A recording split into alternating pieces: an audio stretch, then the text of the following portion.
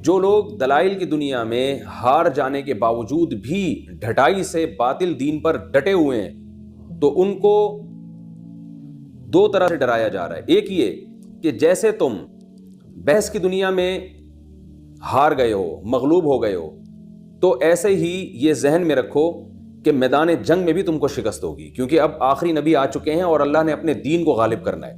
تو دلائل کی دنیا میں جیسے تم سے جواب نہیں بن پڑا محمد صلی اللہ علیہ وسلم کے سامنے، تم حضرت عیسیٰ ابن مریم کو اللہ کا بیٹا نہیں ثابت کر سکے اور خدا نہیں ثابت کر سکے، تو جیسے دلائل کی دنیا میں تم ہارے ہو تو اللہ کے نبی کو حکم دیا کہ ان کو بتا دیں کہ میدان جنگ میں بھی تمہیں شکست ہوگی. اور دوسری بات ان کو یہ بھی بتا دیا جائے کہ آخرت میں بھی تم برباد ہو جاؤ گے، تو نہ دنیا کے رہو گے نہ آخرت کے رہو گے. تو یہ پورے رکوع کا حاصل یہی ہے. اس لیے اللہ نے فرمایا ان الذین کفروا، بے شک جو لوگ کافر ہیں، مراد اس سے عام طور پر جو اہل کتاب تھے جو نبی کے پاس آئے تھے ان کو بتا دیجیے لن تغنی عنہم اموالہم ولا اولادہم من اللہ شیئا، کہ تمہیں تمہارے مال اور تمہاری اولاد ذرہ برابر بھی اللہ سے کام نہیں آئیں گی. جب تک اپنا عقیدہ درست نہیں کر لیتے اور دین برحق کو قبول نہیں کر لیتے تو اپنے مال اور اپنی اولاد پہ فخر کا کوئی فائدہ نہیں ہے. وَأُولَٰئِكَ هُمْ وَقُودُ النَّارِ، یہ وہ لوگ ہیں جو آگ کا ایندھن ہیں. كَدَأْبِ آلِ فِرْعَوْنَ، اور ان کی مثال آل فرعون کی طرح ہے. وَالَّذِينَ مِن قَبْلِهِمْ، اور ان سے پہلے لوگوں کی طرح. فرعون کے پاس کس قدر مال تھا، حکومت بھی تھی، مال بھی تھا، ساری دنیا کی ساری نعمتیں اس کے پاس تھیں، لیکن اس نے اللہ کی آیات کا انکار کیا، جس کا نتیجہ کیا نکلا. تو اہل کتاب کو بھی ڈرایا جا رہا ہے کہ تم بھی جو نبی سے مناظرے کے لیے آئے تھے اگر انکار کرو گے تو تمہارا بھی وہی حشر ہوگا. کذبوا بآیاتنا، ان سب میں قدر مشترک یہ چیز تھی کہ انہوں نے ہماری آیات کا انکار کیا. فأخذهم اللہ بذنوبہم، اللہ نے ان کو پکڑ لیا ان کے گناہوں کے سبب. واللہ شدید العقاب، اللہ سخت عذاب والا ہے. یہ تو آخرت کا عذاب ہوگا. اب نبی کو حکم دیا جا رہا ہے ان کو دنیا کے عذاب سے بھی ڈرائیں. قل، اے نبی آپ ان سے کہہ دیجئے، قل للذین کفروا، کہہ دیجئے ان لوگوں سے جو کافر ہیں، ستغلبون، عن قریب تم مغلوب ہو جاؤ گے. اور یہ قرآن کی پیش گوئی پوری ہوئی کہ آپ صلی اللہ علیہ وسلم کی پورے جزیرہ عرب پہ حکومت قائم ہو گئی. یہودی بھی مغلوب، عیسائی بھی مغلوب، اور مشرکین مکہ تو فتح مکہ کے وقت ہی مغلوب ہو گئے تھے.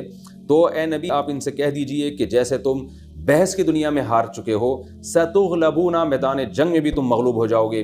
وتحشرون الی جہنم، اور پھر بالآخر تم جہنم کی طرف جمع کیے جاؤ گے. وبئس المہاد، اور وہ بہت برا ٹھکانہ ہے. قد کان لکم آیۃ فی فئتین التقطا، اللہ اہل کتاب کو بتا رہے ہیں، نبی صلی اللہ علیہ وسلم کے دور میں جو اہل کتاب تھے ان کو بتا رہے ہیں، غزوہ بدر کی طرف اشارہ کر رہے ہیں.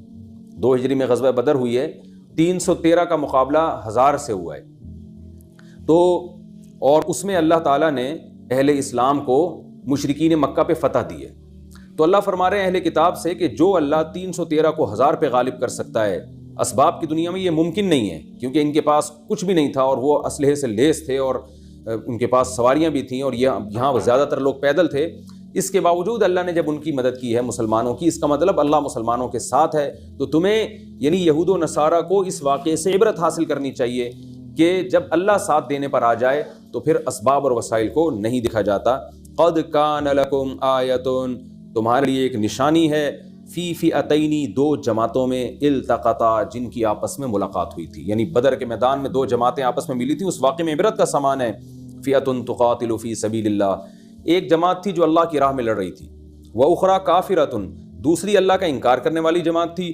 یرونہم مثلیہم، یہ کافروں کی جماعت مسلمانوں کو دیکھ رہی تھی مثلیہم، اپنے سے یا خود ان مسلمانوں سے دگنا. رأی العین، آنکھوں سے دیکھنے میں. یہ ہوا یہ تھا کہ مسلمان تھے بہت تھوڑے اور غیر مسلم تھے بہت زیادہ. آپ کو پتہ ہے کہ جنگ میں جب آپ پر کسی کا رعب قائم ہو جائے تو آپ کے حوصلے ویسے ہی پست ہو جاتے ہیں. تو احادیث صحیحہ میں ہے کہ رسول اللہ صلی اللہ علیہ وسلم کو خواب دکھایا گیا اور اس میں کافر بہت تھوڑے دکھائے گئے. تو آپ نے صحابہ کرام کو بتایا، جس سے نبی صلی اللہ علیہ وسلم کا حوصلہ بھی بلند ہوا اس خواب کی وجہ سے، اور صحابہ کا حوصلہ بھی بلند ہوا کہ بھئی تھوڑے لوگ ہیں، ہم لڑ سکتے ہیں ان سے. تو اللہ نے اپنے نبی کو یہ خواب دکھایا، اس سے مسلمانوں کے حوصلے بلند ہو گئے. اور ان کو اللہ نے کیا دکھایا کہ جب مسلمانوں کی فوجیں سامنے آ کے کھڑی ہوئی ہیں تو کافروں کو اللہ نے ایسا دکھایا جیسے یہ اتنے نہیں ہیں جتنے نظر آ رہے ہیں، بلکہ اس سے دگنے ہیں. تو ان پر مسلمانوں کا رعب کافروں کے اوپر بیٹھ گیا، یعنی الٹا کر کے اللہ نے دکھایا. ہاں اس پر ایک اشکال ہو سکتا ہے کہ نبی کا خواب تو جھوٹا نہیں ہو سکتا، کہ اگر وہ کافر تھوڑے دکھائے گئے تو زیادہ کیوں نکلے؟ تو علماء نے اس کا جواب یہ دیا ہے کہ ایک تو خوابوں کی تعبیریں ہوا کرتی ہیں، خواب ضروری نہیں کہ جیسا ہے ایز اٹ از وہی تعبیر ہو اس کی، جیسا نظر آ رہا ہے۔ دوسری بات یہ کہ اللہ نے کم دکھانا یہ اس کی علامت نہیں ہے کہ اللہ یہ بتا رہا ہے کہ وہ کم ہے، بلکہ یہ اس کی علامت خواب میں یہ دکھایا جا رہا ہے کہ آپ کو ہم اتنے دکھا رہے ہیں، بہت سارے اللہ نے چھپا دیے نبی صلی اللہ علیہ وسلم سے۔ تو جھوٹا خواب جب ہوتا ہے جب خبر دی جاتی کہ یہ تھوڑے ہیں، اور صبح نبی اٹھ کے دیکھتے تو پتہ چلا یہ تو بہت ہیں، تو یہ خواب جھوٹا ہوتا۔ کسی کو کوئی چیز پوری نہ دکھانا اس میں اس کا سچ اور جھوٹ سے تعلق نہیں ہے۔ جیسے آپ کسی کو یعنی کوئی لشکر دکھانا چاہ رہے ہیں اور آپ نے آدھا دکھایا آدھا نہیں دکھایا، تو دکھانے میں یہ تو نہیں ہے کہ آپ نے جو آدھا دکھایا وہ جھوٹ تھے، وہ بھی حقیقت تھی، آدھا چھپا لیا گیا۔ تو نبی صلی اللہ علیہ وسلم کو جو خواب دکھایا گیا اس میں جو غیر مسلم جو مسلمانوں سے لڑنے کے لیے آئے تھے وہ پورے دکھائے نہیں گئے، کیونکہ پھر آپ صلی اللہ علیہ وسلم خواب صحابہ کو بتاتے کہ بھئی اتنے لوگ ہیں تو اس سے حوصلے پست ہو سکتے تھے۔ تو اللہ تعالیٰ نے مسلمانوں کو کم دکھائے، اور جب غیر جو مشرکین مکہ تھے جو مسلمانوں کے مقابلے میں آئے تھے ان کو اللہ نے یہ مسلمانوں کو دکھایا بہت زیادہ کر کے، تو اس کا ایک ان کے اوپر رعب بیٹھ گیا۔ اسی بات کا تذکرہ اللہ نے یہاں کیا کہ یرونہم مثلیہم رأی العین، کہ یہ کافر مسلمانوں کو دگنا دیکھ رہے تھے۔ دگنا نہیں، یہ تھا 3 گنا، لیکن بعض دفعہ کوئی چیز زیادہ ہوتی ہے تو عربی میں اس کو دگنے سے تعبیر کر دیا جاتا ہے، تو مراد صرف دگنا نہیں بلکہ اس سے کئی گنا زیادہ۔ تو اللہ نے ان مسلمانوں کو یعنی ان کافروں کو مسلمان ڈبل کر کے دکھائے، زیادہ کر کے دکھائے، رأی العین، اور یہ کوئی وسوسہ نہیں تھا بلکہ آنکھوں سے کافروں کو نظر آ رہا تھا کہ مسلمان زیادہ ہیں، ان کو یقین ہو گیا تھا کہ مسلمان زیادہ ہیں، جس سے بہت زیادہ رعب بیٹھ گیا ان کے دلوں میں۔ واللہ یؤید بنصرہ من یشاء، اللہ اپنی نصرت کے ذریعے جس کو چاہتا ہے طاقت دیتا ہے۔ ان فی ذلک لعبرۃ لأولی الابصار، فرمایا کہ اس واقعے میں یقیناً عبرت ہے بصیر نظر والوں کے لیے، جو دیکھ کر عبرت حاصل کرتے ہیں ان لوگوں کے لیے اس میں عبرت ہے کہ کیسے کمزور ترین لوگوں کو اللہ نے طاقتور ترین لوگوں پر غالب کیا۔ تو اہل کتاب کو بتایا جا رہا ہے کہ دلائل کی دنیا میں جیسے تم عاجز آئے ہو تو میدان جنگ میں بھی اسی طرح مسلمانوں سے شکست کھاؤ گے۔ اب آپ کو پتہ ہے کہ ہر باطل کے پیچھے یا تو انسان وسوسوں کی وجہ سے باطل پر چلتا ہے، زیادہ تر انسان چلتا ہے خواہشات کی بیس پہ، اس کا کوئی مفاد ہوتا ہے۔ تو یہود و نصارہ جو اسلام کو فالو نہیں کرتے، حالانکہ اسلام کی حقانیت ان کی سمجھ میں آ گئی ہے، اس کے باوجود اسلام کو فالو نہیں کرتے، اس کی بڑی وجہ دلائل نہیں ہے کہ دلائل کی دنیا میں اسلام نے دلائل سے اپنا حق ہونا ثابت نہیں کیا ہے۔ جیسے کہ نبی صلی اللہ علیہ وسلم کے سامنے جو یہود و نصارہ آ کے بیٹھے ہوئے تھے وہ تو حجت بازی میں مغلوب ہو گئے تھے، ان کے پاس جواب نہیں تھے قرآن کے دلائل کے، لیکن کیا ہے کہ انسان خواہشات کا غلام ہے۔ تو اسی کا تذکرہ اللہ نے قرآن مجید میں کیا کہ خواہشات کی غلامی کی وجہ سے تم حق پر نہیں آتے، ہم تمہیں ایک ایسا راستہ بتاتے ہیں کہ دنیا کی خواہشات جس کی وجہ سے تم باطل پر چلتے ہو، تو آج اللہ کی خاطر ان خواہشات کو قربان کر دو گے تو اللہ کل جنت کی صورت میں تمہیں اس سے بہتر عطا کرے گا۔ تو وہ خواہشات کیا ہیں جن کی وجہ سے انسان برباد ہوتا ہے اور حق کے راستے کو چھوڑتا ہے، اس کا اللہ نے ان آیتوں میں تذکرہ کیا۔ فرمایا زُیِّنَ لِلنَّاسِ، لوگوں کے لیے مزین کر دی گئی ہیں، خوشنما بنا دی گئی ہیں، حب الشہوات، خواہشات کی محبت، من النساء یعنی عورتیں، والبنین اور بیٹے، والقناطیر المقنطرہ اور من الذهب والفضہ، سونے اور چاندی کے ڈھیر، یعنی دولت کی ریل پیل، یہ انسان کو اپنی طرف مائل کرتی ہے۔ والخیل المسومہ، نشان زدہ گھوڑے، مراد اس سے اچھی سواریاں ہیں، بہترین سواریاں۔ والانعامی، اور چوپائے، اس زمانے میں مال جو آپ کے پاس جو ایسٹس تھے وہ تو جانور ہی ہوا کرتے تھے، جس کے ریوڑ بڑا ہوتا تو وہ سمجھتا میں زیادہ دولت مند ہوں، تو صرف اس سے چوپائے مراد نہیں، یعنی کسی بھی زمانے میں جو بھی آپ کے پاس اثاثے ہوں گے جس پہ آپ فخر کر سکیں وہ تمام چیزیں اس میں داخل ہیں۔ والحرث، اور کھیتیاں، یہ بھی ایک کمائی کا ذریعہ تھی بہت بڑی، کھیتی باڑی، تو اس کا بھی اللہ نے تذکرہ کیا۔ تو خلاصہ ان آیتوں کا یہ نکلا کہ انسان اپنی چاہتوں کو پورا کرنا چاہتا ہے، جس کی وجہ سے بہت مرتبہ وہ حق سے پیچھے رہ جاتا ہے۔ تو اللہ فرما رہے ہیں ذالک متاع الحیات الدنیا، یہ دنیاوی زندگی کا تھوڑا سا سامان ہے۔ واللہ عندہ حسن المآب، جبکہ اللہ کے پاس بہترین ٹھکانہ ہے۔ تو اللہ کے لیے اگر ان چیزوں کو قربان کرنا پڑے تو قربان کر دو، کیونکہ اللہ کے پاس بہترین ٹھکانہ ہے۔ اور اے نبی آپ ان کو بتا دیجئے اُنَبِّئُکُم بِخَیْرٍ مِّن ذَلِکُم، کیا میں تمہیں ان چیزوں سے بہتر چیزوں کو پتہ نہ بتاؤں؟ للذین اتقوا، وہ لوگ جو تقوی اختیار کرتے ہیں، گناہوں سے بچتے ہیں، عقیدے کی بھی اصلاح کرتے ہیں، اعمال کی بھی اصلاح کرتے ہیں، تو ان کے پاس ان کے رب کے نزدیک جنات تجری من تحتها الانہار، باغات ہیں جن کے نیچے نہریں بہتی ہیں، خالدین فیہا، ہمیشہ اس میں رہیں گے۔ یہ دنیا کی نعمتیں تو ختم ہونے والی ہیں، وہ ہمیشہ رہیں گی۔ وازواج مطہرہ، اور پاکیزہ بیویاں، کیونکہ آیت کو شروع کیا گیا کہ سب سے زیادہ مرغوب انسان کو عورتیں ہیں، تو اللہ نے فرمایا کہ تمہاری یہ خواہش بھی جنت میں پوری ہوگی، ایسی بیویاں ملیں گی مطہرۃ، جو پاکیزہ ہوں گی۔ کیا مطلب؟ مطہرۃ من الدنس، میل کچیل سے بھی پاکیزہ ہوں گی، اور من الحید والنفاس، حیض و نفاس کے خون سے بھی پاک ہوں گی، بیماریوں سے بھی پاک ہوں گی، بڑھاپے سے بھی پاک ہوں گی، اور جو بھی کوئی ایسا عیب جو عورت کی کشش کو ختم کر سکتا ہے، وہ تمام قسم کے عیوب سے وہ عورتیں پاکیزہ ہوں گی۔ ورضوان من اللہ، اور سب سے بڑی بات یہ کہ اللہ کی رضا بھی ہوگی۔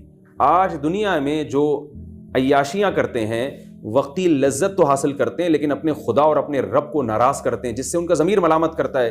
قیامت کے دن جب جنت ملے گی، ایسا نہیں ہوگا، آپ کو عیش و عشرت کا مکمل سامان دیا جائے گا، اور ساتھ ساتھ اللہ کی رضا کا پروانہ بھی ہوگا۔ واللہ بصیر بالعباد، اور اللہ اپنے بندوں سے خوب باخبر ہے۔ آگے اللہ نے پھر ان پرہیزگار بندوں کی صفات بیان کی جن کو جنت کی نعمتیں ملیں گی۔ الذین یقولون ربنا، فرمائے یہ وہ لوگ ہیں جو کہتے ہیں ہمارے رب، اننا آمنا، ہم تیرے کہنے پر ایمان لے آئے، یعنی ہم نے اپنے عقیدوں کو بھی درست کر لیا۔ فاغفر لنا ذنوبنا، تو ہماری عملی کوتاہیوں کو معاف کر، اگر کبھی ہم سے کوئی گناہ ہو جائے تو ہم کو معاف کر۔ وقنا عذاب النار، اور ہمیں آگ کے عذاب سے بچا۔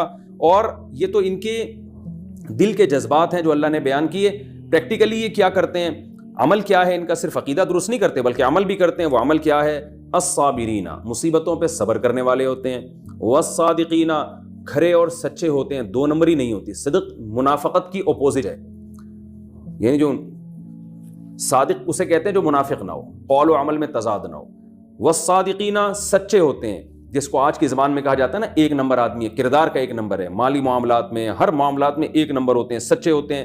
والقانتین، مکمل اللہ کے فرما بردار ہوتے ہیں۔ قانتین کا ایک معنی خشوع و خضوع سے نماز پڑھنا بھی آتا ہے، یعنی عبادت کرتے ہیں، نمازیں پڑھتے ہیں، اور دوسرا معنی مکمل شریعت کے کو فالو کرنے والے ہوتے ہیں دل و جان سے۔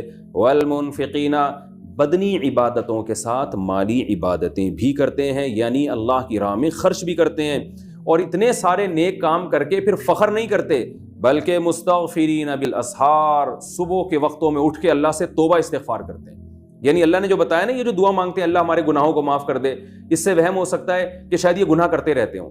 نہ، گناہ سے بچتے ہیں پھر بھی توبہ استغفار کرتے ہیں، جیسے کہ حدیث میں بھی یہی حضرت عائشہ رضی اللہ تعالیٰ عنہ سے مروی ہے کہ نیک لوگ جو توبہ استغفار کرتے ہیں، یہ وہ ہیں جو گناہ سے بچ کے پھر توبہ استغفار کرتے ہیں۔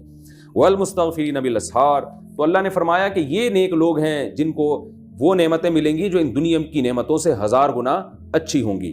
پھر دوبارہ سے اسی مضمون کی طرف لوٹا جا رہا ہے کہ اہل کتاب کو عقلی دلائل سے تو سمجھا دیا کہ عیسیٰ ابن مریم اللہ کے بیٹے نہیں ہیں، اب نقلی دلائل، نقل کا مطلب جو چلا آ رہا ہے پیچھے سے، ان دلائل سے اللہ ان سے خطاب کر رہے ہیں کہ دیکھو اللہ اور اس کے فرشتے اور جتنے بھی اہل علم ہیں وہ سب گواہی دیتے ہیں انصاف پر قائم رہ کر کہ اللہ کے سوا کوئی عبادت کے لائق نہیں ہے، عیسیٰ ابن مریم وہ معبود نہیں ہے، وہ عبادت کے لائق نہیں ہے، عبادت کے لائق صرف اللہ کی ذات ہے۔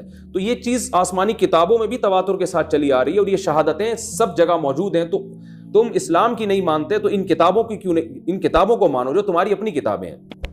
تو اس لیے اللہ فرماتے ہیں شہید اللہ، اللہ بھی گواہی دیتا ہے، انہ لا الہ الا ہو۔ دیکھیں گواہی کا لفظ اس لیے آ رہا ہے کہ عدالت میں یا تو عقل سے فیصلہ کیا جاتا ہے یا گواہوں کو طلب کیا جاتا ہے۔ تو اللہ فرماتے ہیں جتنے بھی انصاف پسند لوگ ہیں وہ سب یہی گواہی دیتے ہیں۔ سب سے پہلے اللہ گواہی دیتا ہے لا الہ الا ہو، کہ اس کے سوا کوئی عبادت کے لائق نہیں ہے۔ والملائکۃ، فرشتے بھی گواہی دیتے ہیں، اور فرشتوں کی گواہی تمام آسمانی کتابوں میں ہے۔ وَأُولُو الْعِلْمِ، اور جو علم والے، حقیقی علم والے لوگ ہیں، چاہے وہ یہودیوں میں ہوں، چاہے وہ عیسائیوں میں ہوں، چاہے وہ مسلمانوں میں ہوں، اور آج بھی گواہی دیتے ہیں۔ آج بھی بہت سے پادری ہیں جو اس بات کی گواہی دیتے ہیں کہ یہ غلط نظریہ ہے جو عیسیٰ ابن مریم کے بارے میں معبود کہا گیا ہے، جو لبرل قسم کے ان کے لوگ ہیں، جو حقیقی لبرل ہیں، نام نہاد لبرل نہیں ہے۔ وَأُولُو الْعِلْمِ، اور علم والے لوگ بھی گواہی دیتے ہیں انصاف کے ساتھ قائم رہتے ہوئے۔ پھر ان تمام گواہیوں کے بعد اللہ نتیجہ نکالتے ہوئے فرماتے ہیں لا الہ الا ہو، حقیقت یہی ہے کہ اس اللہ کے سوا کوئی عبادت کے لائق نہیں ہے، العزیز، وہ زبردست غالب ہے، الحکیم، حکمت والا ہے۔ یہاں تک تو اہل کتاب سے جو دلائل بیان کیے جا رہے تھے اس میں عقلی نقلی اور دلائل اور دھمکیاں یہ ساری باتیں مکمل ہوئیں. آگے اللہ تعالیٰ ایک اصول اور ضابطہ بیان کر رہے ہیں, کیونکہ یہود و نصارہ میں بعض یہ بھی کہتے تھے کہ ٹھیک ہے اسلام بھی برحق مذہب ہے, ہمارے لیے عیسائیت ہے, تمہارے لیے اسلام ہے. تو اللہ نے اس کا بھی جواب دے دیا, ان الدین عند اللہ الاسلام, دین اللہ کی نظر میں صرف اسلام ہے. یعنی جب اسلام دنیا میں آ گیا تو اب تمام دین منسوخ ہو گئے, یعنی حقیقی مذہب اب صرف اور صرف اسلام ہے.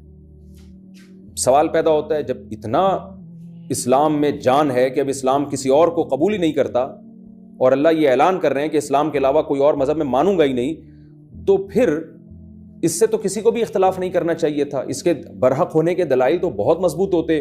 اس کا جواب دیا جا رہا ہے وَمَا اخْتَلَفَ الَّذِينَ أُوتُوا الْكِتَابَ, جو جن لوگوں کو کتاب دی گئی ہے نا, وہ جو اسلام سے اختلاف کر رہے ہیں اور اسلام کو نہیں مان رہے, تو اس کی وجہ اسلام کے اندر کوئی فالٹ نہیں ہے بلکہ ان کے اپنے اندر فالٹ ہے. وہ فالٹ کیا ہے کہ یہ لوگ اختلاف نہیں کر رہے الا مگر من بعد ما جاءہم العلم, ان کے پاس علم آ چکا ہے, حقیقی علم آ چکا ہے کہ واقعی اسلام برحق ہے, لیکن بغیم بینہم, آپس میں ایک دوسرے سے آگے بڑھنے کا شوق, سرداری, کیونکہ اگر اسلام کو مان لیں گے تو اپنی مذہبی چودراہٹ ختم ہو جائے گی, تو اس وجہ سے یہ اسلام کو فالو نہیں کر رہے.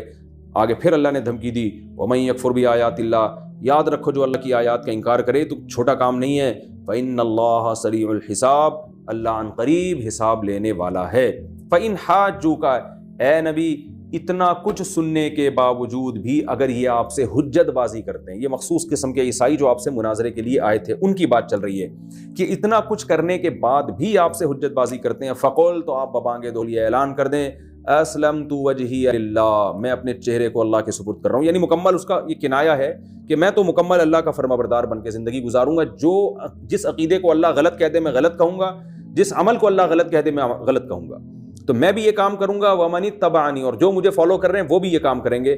اب تمہاری مرضی ہے. وَقُلْ لِلَّذِينَ أُوتُوا الْكِتَابَ, اور اے نبی یہ اعلان کرنے کے بعد آپ اوت الکتاب سے کہہ دیں, اہل کتاب سے, والأمیین, اور جو ان پڑھ لوگ ہیں یعنی مشرکین مکہ جن کو کتاب نہیں دی گئی, ان سے بھی آپ کہتے ہیں اسلمتم, کیا اب بھی تم اسلام لاؤ گے, یعنی کیا اتنا کچھ ہونے کے بعد ہم تمہیں آفر کر رہے ہیں کہ کیا تم اسلام لے کر آؤ گے.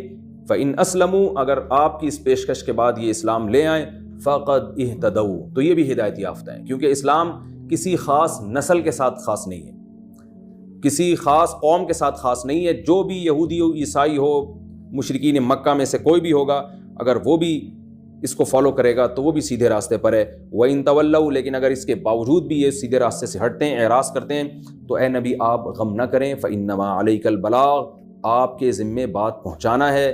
وَاللَّهُ بَصِيرٌ بِالْعِبَادِ, اللہ اپنے بندوں سے خوب باخبر ہے, اللہ خود انتقام لے لے گا ان سے.